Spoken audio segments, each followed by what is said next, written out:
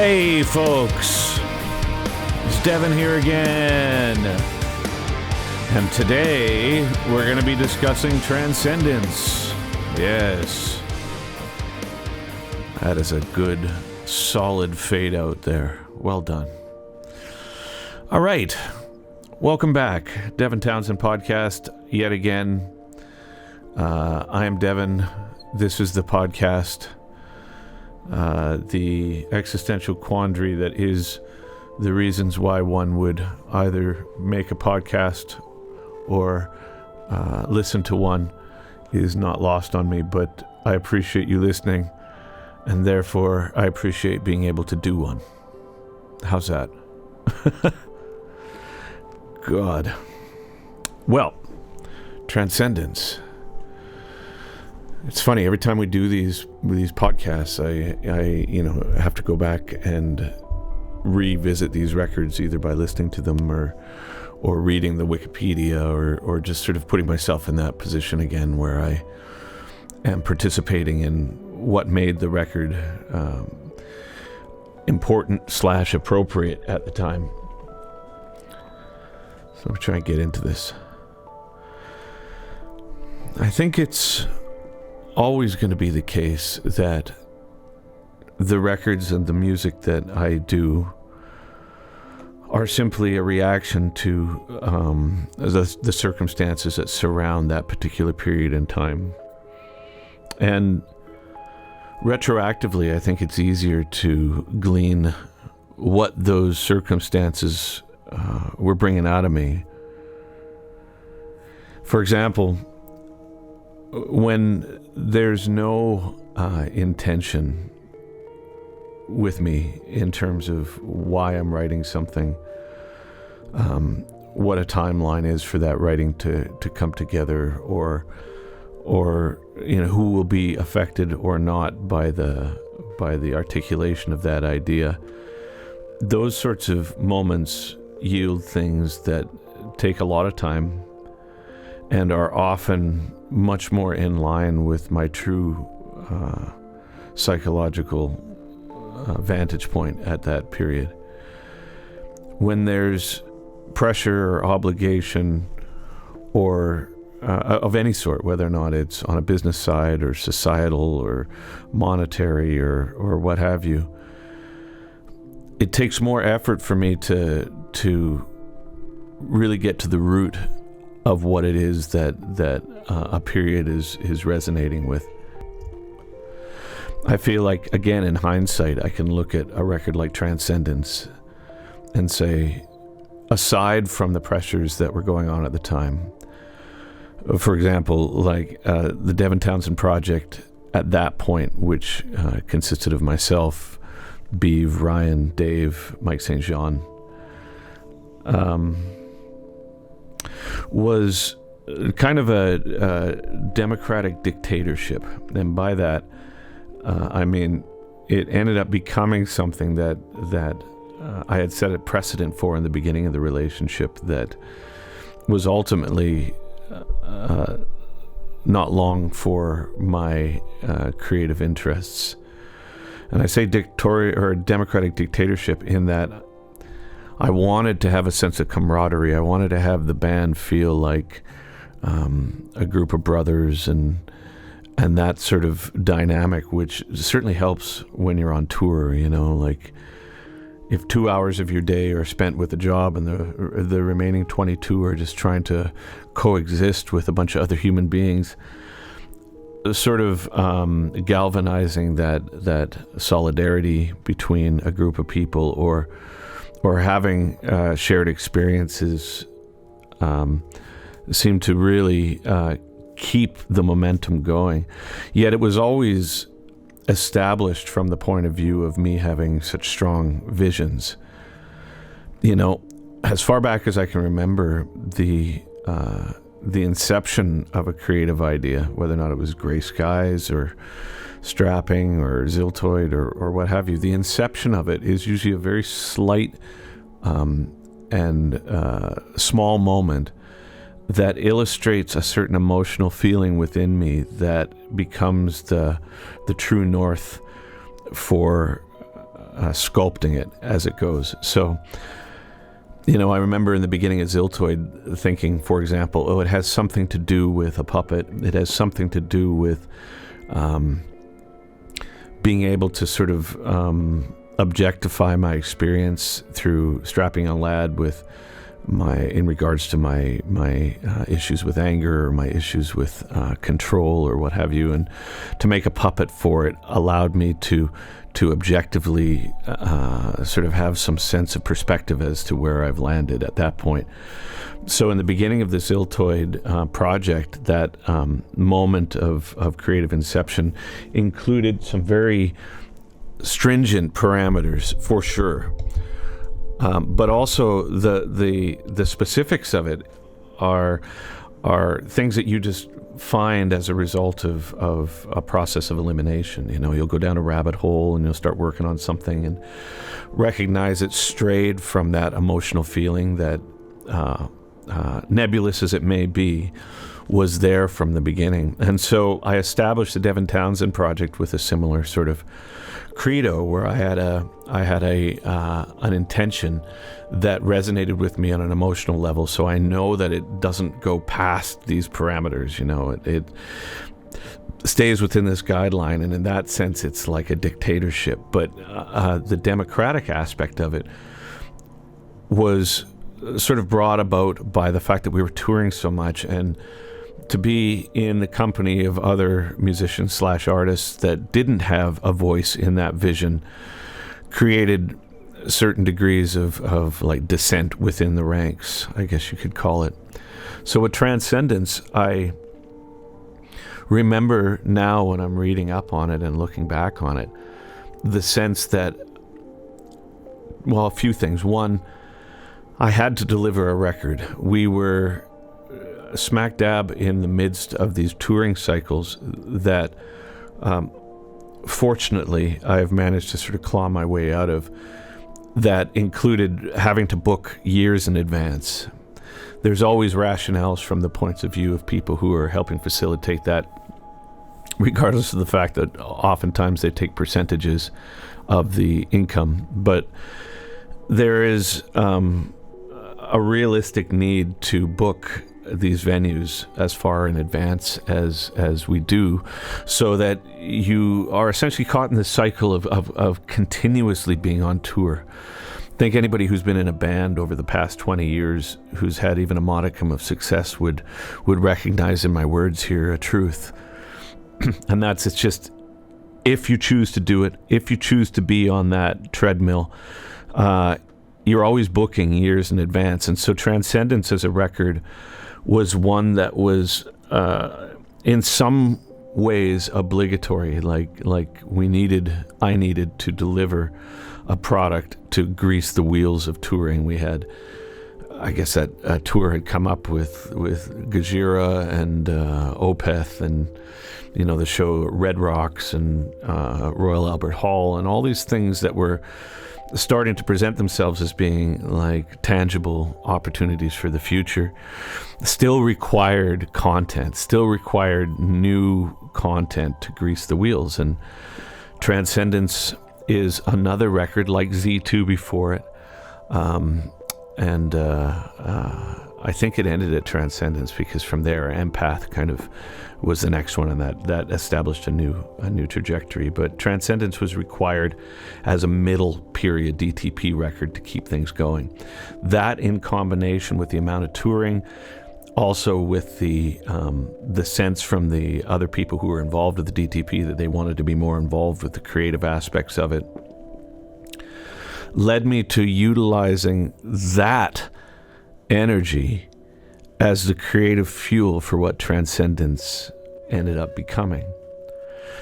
So I think in the beginning of each one of these records, there's a real period of a search. Unless, of course, like I had said earlier, the record is coming from a place of pure creative compulsion, one that is devoid of any expectations or whatever, which Transcendence wasn't, which, to be honest, 90% of the records aren't, other than maybe Ocean Machine, Moth, City, Infinity, I mean, other than these kinds of moments, Hummer, Dev Lab, Puzzle, most of these records have needed to have like a gestation period in which I analyzed what the circumstances surrounding that period entailed, and then just try to draw out of it something that's creatively like compelling for me. And so with Transcendence, I chose the dynamic of the band. I chose the need for things to be more streamlined, for my own need to have total control over all of the aspects of a recording, to be put under a microscope and then consequently seen for what it was, which was, so much of my identity has been invested in music as a result of just such low self-esteem for as far back as I can remember, that in absence of that control over it, it would really be like I didn't exist. And then conversely, to put myself in a position where I'm asking for people to comment on the work and I'm asking for people to contribute to it to some degree, vision aside, was a real challenge for the ego. But again, these were things that became the point of Transcendence. Even the name Transcendence early on was clearly indicative of me saying, let's utilize the need to produce music at this point as a way to get over some of that need to have control over every aspect of it and to wield control over other people in the ways that I had been doing consciously or otherwise. So I went into it thinking, okay, so how do we do that? And I was like, okay, I've got all these songs as per usual. And usually what I do is I'll sit down with the band and I'll say, listen, let's just go through this, and here's where the drums land, this is where the offbeat china is, this is, the tone we're looking for the guitar, and, these sorts of things. And this is the studio we'll produce it in, and I'll produce it and mix it and everything. But instead I was like, I brought the songs in, and as opposed to saying this is exactly how the drums go, this is exactly how the guitars go, this is exactly how the bass go, I said, let's just figure this out together. I'm going to have to keep guardrails up so it doesn't veer into a territory that is in opposition to the original vision. But there's latitude there that can be extended to players, and this was the first time that I consciously tried to employ that with DTP. And also with the production and mix. So for this record, it's the first time I had worked with Nolly Getgood, who was in Periphery, and we had done a bunch of touring together, and I had heard the work that he had been doing with the Periphery records and with the Animals as Leaders records and Good Tiger and a bunch of other things that he had been working on, and he just was really tuned in to frequencies and drums specifically, and tasteful compression and tasteful EQ. And although he did everything on his laptop, which was like shocking to me, on those laptops it just sounded so good. Like his ability to make a snare sound like a really good snare was just so far beyond my skill set that when we were on tour together, I said, listen, I've never worked with an engineer in this capacity, but what I would like to attempt is seeing if we can come together on this and figure out a way to mix this record together and produce this record together. And in a similar way as I had attempted with Z2 to get Jay and I to do the mix on that record, which yielded, sort of a dubious success. With this one, I tried to learn from that experience and say, okay, how can we do this? Can I come to the UK? Can we back and forth it with the same system? At what point does my need for the congested nature of the work to take precedence over your need for the drums to be louder? And it was a great experience with Nolly and I. And in fact, although it didn't work between us in the same way when we went to do Empath together, Transcendence and the mix for Transcendence, I think, ended up being really quite good as a result of Nolly being able to take the reins on it.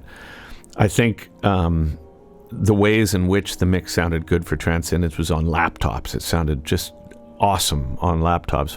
When it went on to bigger systems, I was less satisfied with it in the long run, but for the laptop, and just the way that we had a back and forth process that we had developed during the course of Transcendence. I thought it sounded great, and I thought that the ability that Nolly and I landed upon to be able to help me relinquish some of that need for control was also very healthy, because, he's a rational guy and he's a good person, and he was going through leaving Periphery at the time and had some problems with his relationship. So we were able to sort of connect on that front while we were tracking the drums at the Armory in Vancouver. And that aspect of it was actually quite a bit of a revelation for me. Working with Nolly on Transcendence was a bit of a revelation, because I think, in line with my need to control and my need for the work that I do to be synonymous with my self-worth, came a certain resistance to reaching out for help. I never wanted to be an engineer. I never wanted to learn how to EQ a snare or compress a kit properly, or the ways to sidechain the low end of a bass to the frequency of the kick drum during fast double kick sections. All these things I learned, and again, to varying degrees of efficacy, but I did learn them, but it was never because I had a passion for it. It was just, I couldn't get somebody to do what it was that I wanted on a production and an engineering level without just significant amounts of like drama. So learning to do it for myself was just a necessity that happened. And so the ways that the experience with Nolly really helped is I was able to see the benefit of working with somebody. If you were able to establish some sort of interpersonal dynamic that was reasonably healthy, working with somebody who has a skill set that you don't means that you're more powerful in a way. Not that power is the goal, but the power over being able to articulate a vision is certainly useful. And for the first time, just being able to let that go and just all of a sudden say, yeah, just go for it. Tune it the way that you want. Tune the drums the way that you want. EQ it the way that you want. Compress it the way you want. And then when I got the first stereo drum mix back from the work that we had done at the Armory, I was just like, oh, that sounds absolutely fantastic. Cymbals sound great. They're detailed. The snare has got like depth to it, but it's still got the ring. I can't hear the compressor breaking the fourth wall. It's like toms are resonant. It was like really a moment where I was struck by the fact that, oh, even if I had tried to exert control over this particular part of the recording, it wouldn't have been as good as just letting somebody who has a true passion for that instrument, for example, take the reins and go for it. So from there, the democratic dictatorship again extended to the band. So we, during the course of learning the material, because again, the things that are immutable for me when it comes to articulating a vision is the emotional components, for one. There's ways for those aspects of a recording to be influenced, but it's usually not by direct inference from anybody involved. It's more just like maybe I'll have an argument with somebody during the course of the making of a project, or maybe I'll have like a quiet realization about ways in which somebody functions under duress or something that then inform those parts of the theme. But it's never really that the emotional components are up for debate at all. I'm like, this is what this period is important for me, that it resonates with. There we go. Where it was something that we could interpret it more is like, okay, so here's this song. Here's where the snare lands. Here's where the secondary beat goes and where the rhythm shifts, and here's the tempo moves and blah, blah, blah, blah, blah. Then opening it up to the players and saying, okay, so here's the key it's in, here's the parts, just like go for it. What do you have that might be interesting for fills or tones or arrangement ideas? Maybe this chorus can go twice as long, or this pre-chorus can go a little shorter, or what have you. And because we had spent so much time on the road together, that became actually very inspiring during Transcendence.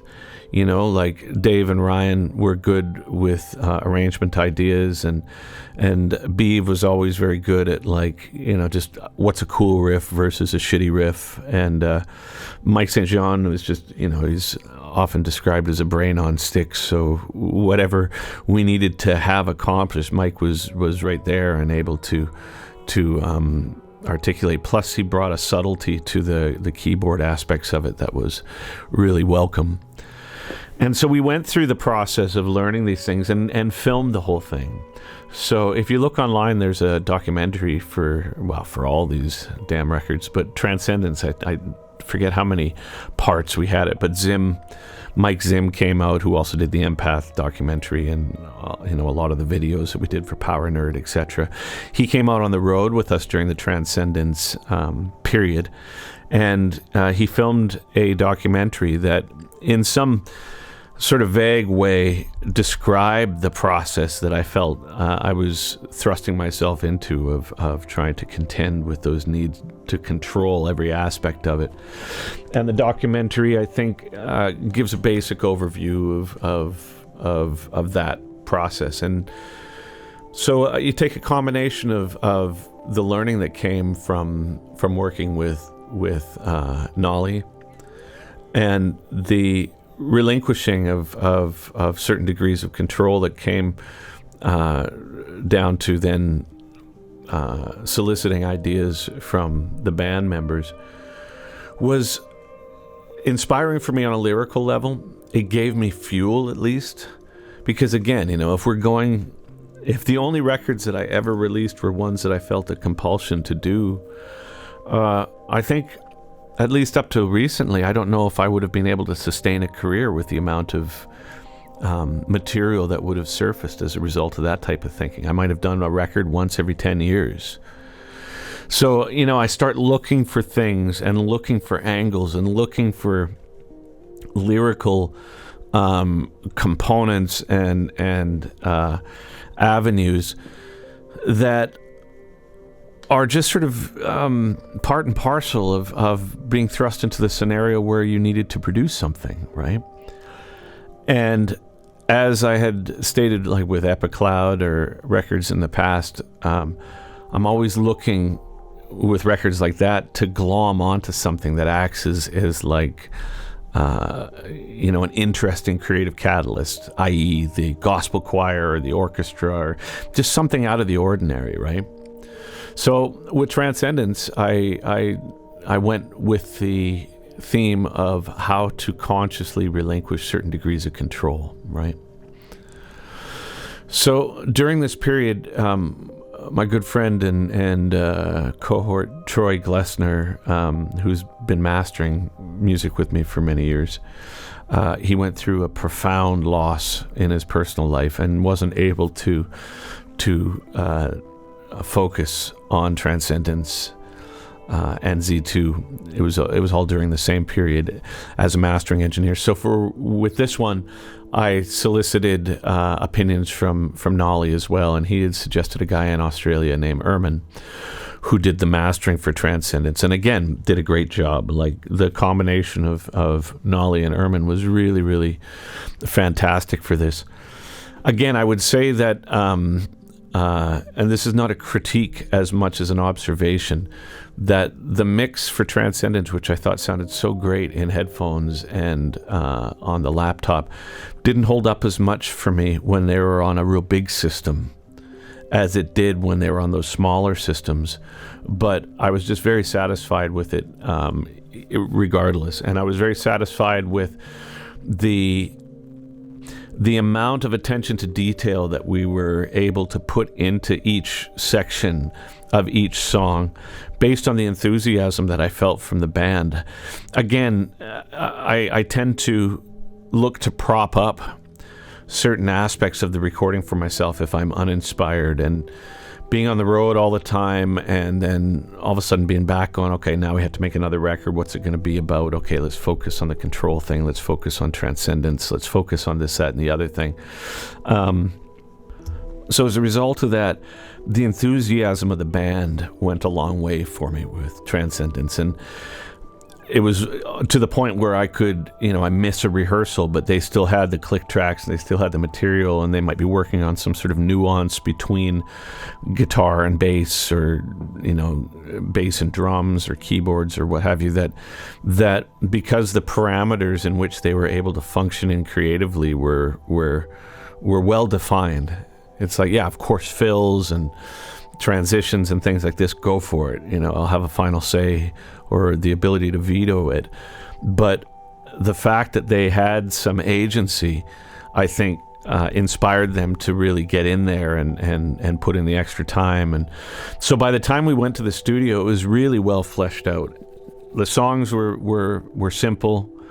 There were certain songs that were really kind of a culmination of this kind of collaborative efforts. Like the song Failure was a good one, a good example of that.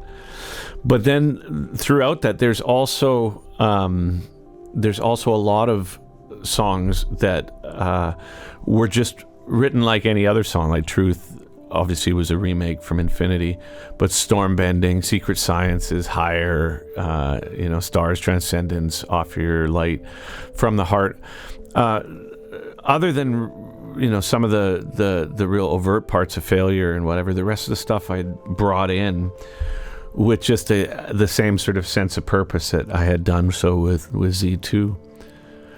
I had been so grateful for the fidelity that Nolly was able to bring to the recording, that it wasn't long before I wanted to utilize that situation as a way of revisiting some of the material from my past that had been compromised by the sonic deficits at the time. So Infinity, for example, was a record that meant a great deal to me at the time.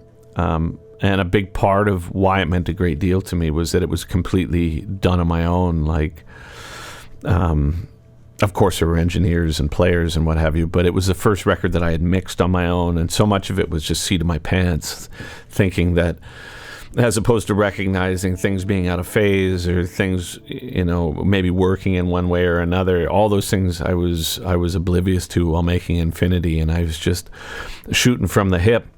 And there's a quaintness to that recording, but a lot of it just didn't sound sonically that great. So because Truth was such a strong song in my mind, I wanted to see how it would sound with the orchestral arrangements that we were putting on with Nils.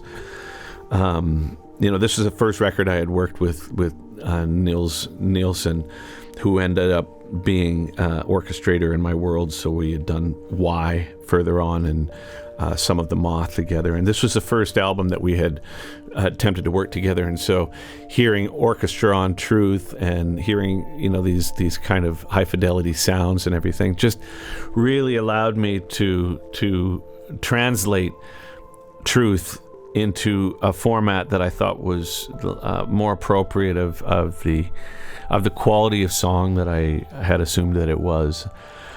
Storm Bending, the second song on the record, was a song that I had jammed out with the guys in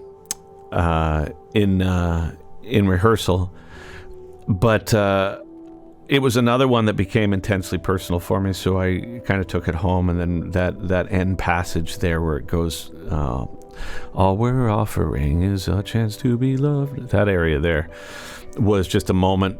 I remember it quite distinctly, just sitting on the couch at home and being like, yeah, that's how we do that translation, and that's how we do this movement. And Secret Sciences and Failure was a song that we had written together. And although everybody is credited for writing throughout the record, Failure was one that was really something that we had collaborated on together. It was very cool, man. Secret Sciences, I remember that particular song. I remember writing it and thinking that the intro acoustic guitar passages reminded me so much of Heathrow Airport. it's like, I think I've mentioned in the past where certain musical phrases always sort of put me into certain places. I remember working on a Stuck Mojo record years ago, and in my mind's eye, I was always in the parking lot of an electronics store in Vancouver, a certain one. It's just subconsciously things put me in place, like riffs or musical ideas kind of place me subconsciously in these places. And the beginning of Secret Sciences always reminded me of, there's this one part of Heathrow Airport, Terminal 4, where there's these big windows, is up by Wagamama is that place. If you've been there, you know it. And the beginning of Secret Sciences just always reminded me of that. But even as we went through the lyrics, and these are, as I sort of reference Transcendence in hindsight, it seemed like so much of what I was trying to reach for during the process of making this record was all about getting over that need to control people in such an overt way. So Secret Sciences, even the chorus, let it go, let it be a part of yesterday. And Higher, the next song, was, I think, the first song that I had written or had started writing for Transcendence. The sort of acoustic-y intro it had been sticking around for a while.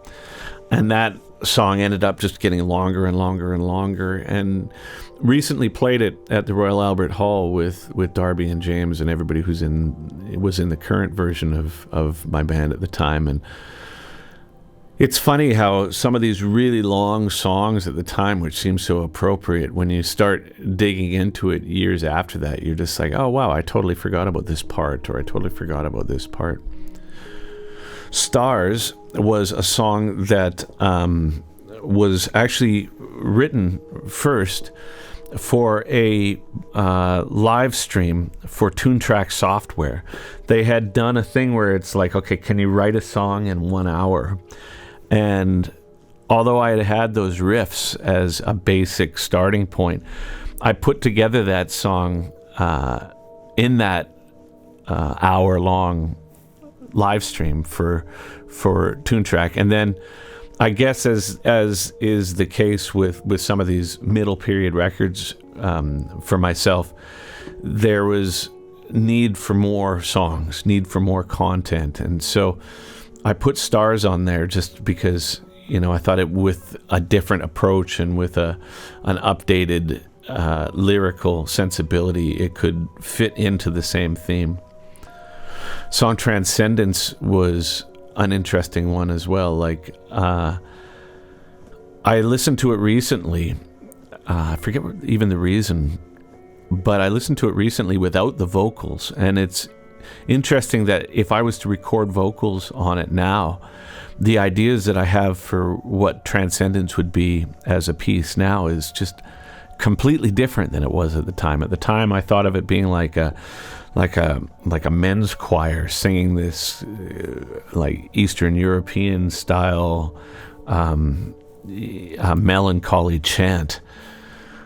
But again, I guess it also underlines the importance of making sure that if a song appears to you at a certain period of your journey, that you honor the time in which it was from. Otherwise, its intent can be so easily skewed. And not that that's necessarily a bad thing. It's just that initial moment of creative compulsion is just so galvanizing into what the song represents in light of where you're at emotionally at that period of your life, that if it goes past its due date, if it goes past its do not use past date, the song just loses its connection to that emotional component. So articulating it quickly is also very important. I go back in time and I listen to riffs that I had written years ago, and they don't have any resonance with me now with why they were originally written. That's not to say that they can't be put into a framework that is super productive for something different, but if you're trying to establish and sculpt away all the dross from a particular period so that what you're left with is a distilled version of the emotional intent that you were going for, it's best to use those songs during that period. Transcendence is one that had a different thing going for it then than I would choose for it now. Offer Your Light as well, that was a song that was, I was looking for an up-tempo song. And From the Heart was probably my favorite song, I would say, on Transcendence. And the story for that one is, no, it's not that it's interesting, but it's just a little left of center compared to how the rest of the songs are written, either in a jam spot or sitting on your couch or something. I, during this period, really started getting into exercising.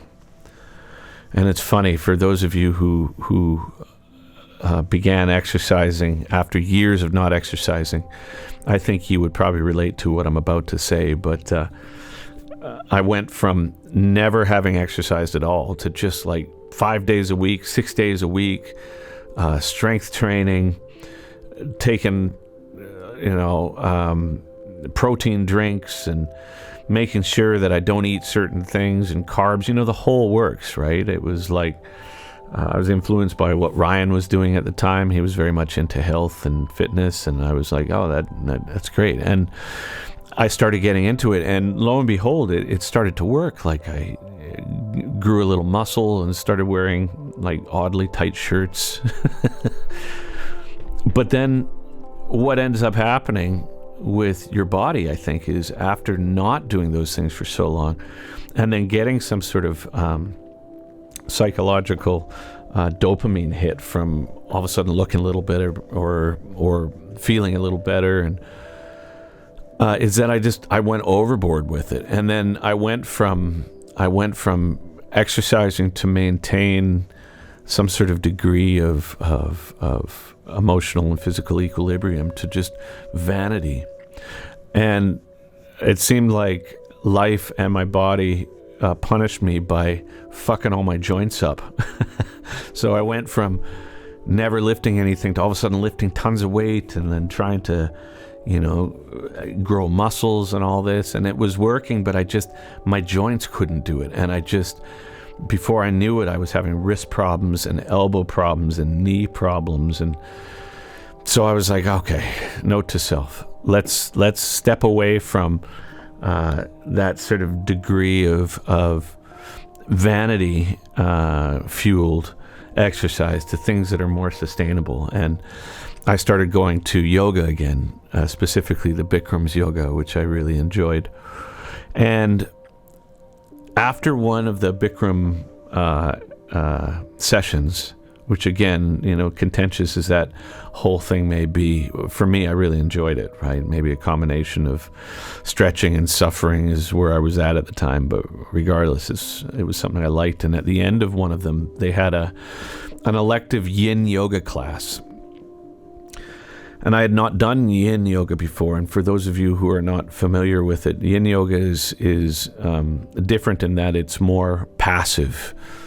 And again, for those of you who are actual yogis, I'm sure that the way that I explain these things are going to be false. But as far as I can understand it, yin is just something that is more passive. And so for me, it was, I went to this class, and you'll lie down and you'll hold a frankly quite uncomfortable pose for like 5 minutes, and the psychological turmoil that seems to arise from sort of surrendering to the pain or to the uncomfortable nature of those poses tends to yield a type of mental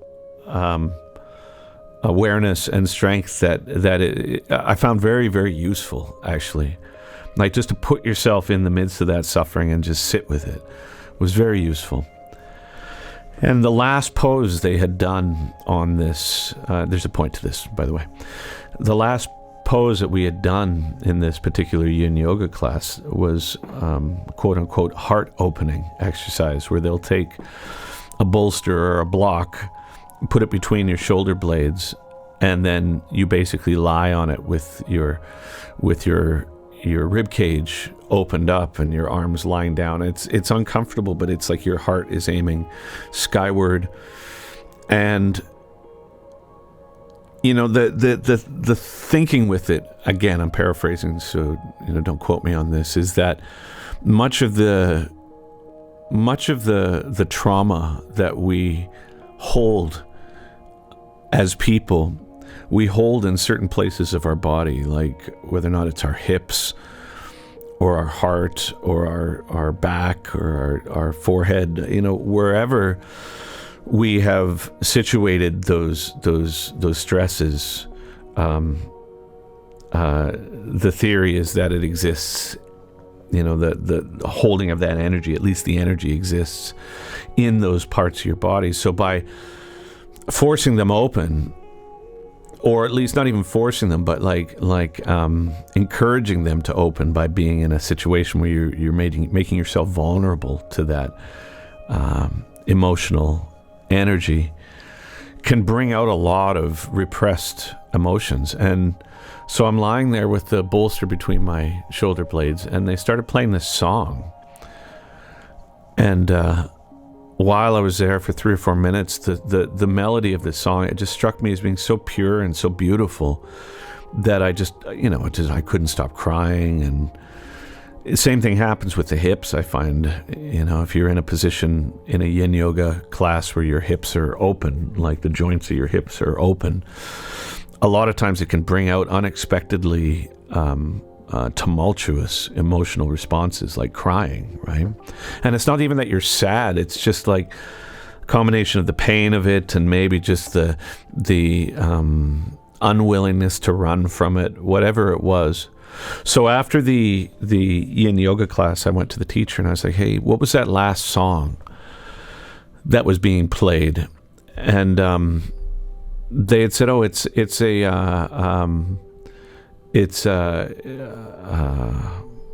was a duet between, I think it was Krishna Das and some lady. And I apologize for not remembering the name of it. I should have remembered that. I'm looking it up right now, but I can't find it. But I then contacted the Krishna Das Foundation, and very similar to what I had to go through with light work when I contacted the Ram Dass Foundation, I had to sort of explain to these people that the first things that you may see of me online, screaming at people and swearing at the Download Festival of Strapping, is not necessarily indicative of where I've landed as a creative at this age. And I sent the ideas for the song that I had, which reinterpreted the chorus, say that one. That doesn't sound like anything to you, I'm sure. But the From the Heart chorus. And I had reinterpreted that chorus while trying to stay true to the harmonic components by adding verses that summarized what the experience of transcendence was for me. Like, as I go through life in search of everything, I've wished my heart away. What was the other line? I've spent my life behind my fear of pain, and no one knows this more than I. I think that the idea behind transcendence, maybe even not consciously at the time, but just from, again, trying to glean some sort of emotional component from it that was authentic, was an awareness that beneath the surface I was heading towards reconciliation with myself that frankly didn't come together until the moth. I'm on the other side of it now, which is a crazy place to draw reference from when I think back to all these things, because of how clear it seems in hindsight that all these issues and all these concepts and hang-ups were just so plain as day. Yet so much of my so much of my role, even back with Transcendence, it's just 2016, 10 years ago, was about seeking, just looking and trying to analyze and trying to distill what I had analyzed into something that I could quantify into sound. And now, after The Moth, it's not that it seems futile, but it certainly seems indicative of the ways in which I was at the time, because there's nothing to seek. It just is. It's less about trying to strip away parts of one's personality so that things become clearer. It's less about trying to have some degree of analysis on one's mental process so that you can quantify what's going on. And it's really more about cutting the shit. Hey, Devin here. So, to experience the full, unedited release of this episode and gain access to the deeper world of our creative imagination over here at Heavy Devi Records, you can join us at dvn.fm. This is Dev. Thanks again.